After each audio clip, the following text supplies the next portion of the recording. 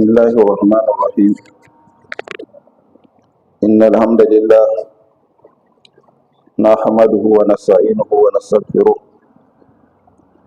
ونعوذ بالله من شرور أنفسنا ومن سيئات أعمالنا. من يهده الله فلا مضل له ومن يضلل فلا هادي له. أشهد أن لا إله إلا الله وحده لا شريك له وأشهد أن محمدا عبده ورسوله صلى الله تعالى عليه وعلى آله وأصحابه ومن اهتدى بهديه واستنى بسنته إلى يوم البعث والنشور. أما بعد فالسلام عليكم ورحمة الله وبركاته. Muna godiya ga Allah tabaraka wa ta'ala da ya ba mu dama ta zauna a cikin wannan masallaci mai tara albarka domin ci gaba da karatun wannan littafi mai albarka yana ci gaba da tafsirin alkur'ani mai girma. Muna fata Allah tabaraka wa ta'ala ya mamu jagoranci akan abin da za mu karantawa, kuma Allah ya ba mu ikon aiki da shi a wanda yau mana alhamis 7 ga watan 8 don lissafin 7 din ya yi da ma akwai lissafin mahiwan shekaran daren sai lissafin 8 ma galiban lissafin ya ce 7 ga wata.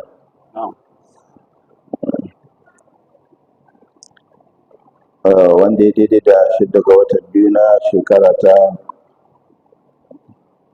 2025 miladi haihuwa Annabi Isa alaihi salam. Amin.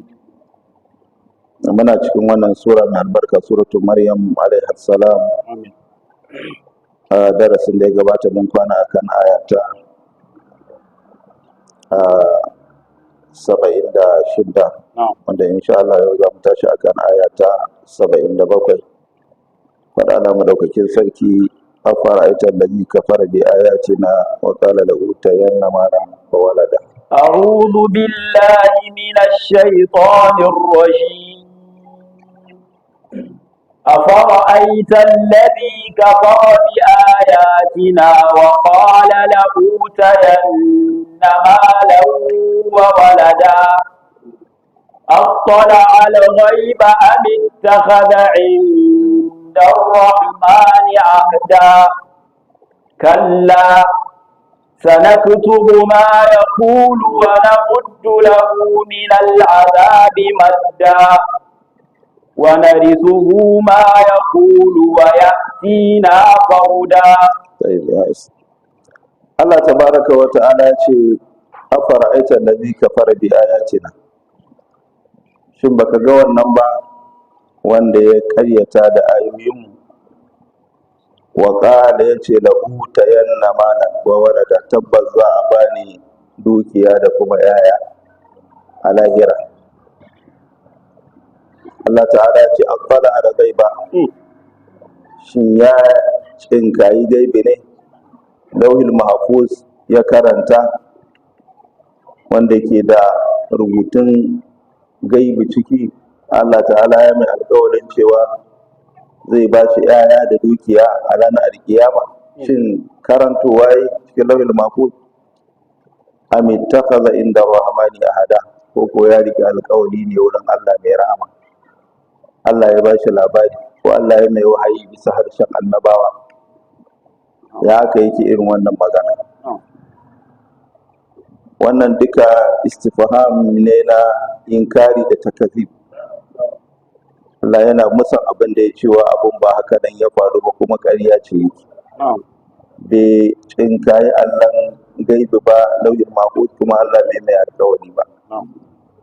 To shi yasa ma Allah ya ce kalla, kuma kalmatu zajar laysal amru kama yas'am.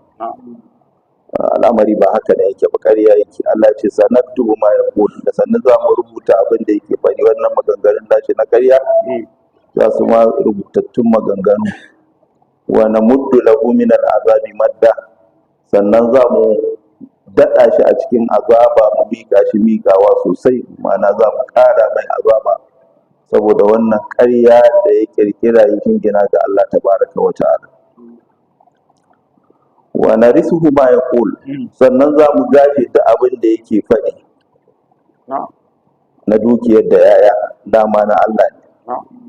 Wa yati na farda, zai zo mu shi kadai ba tare da dukiya ba tare da yaya ba. Malam yace wa hadhihi al-aya, wannan aya wadda muka karanta ko wayannan ayoyi, wa in kanat nazilatan fi kafirin muayyan, ko da yake ayoyin sun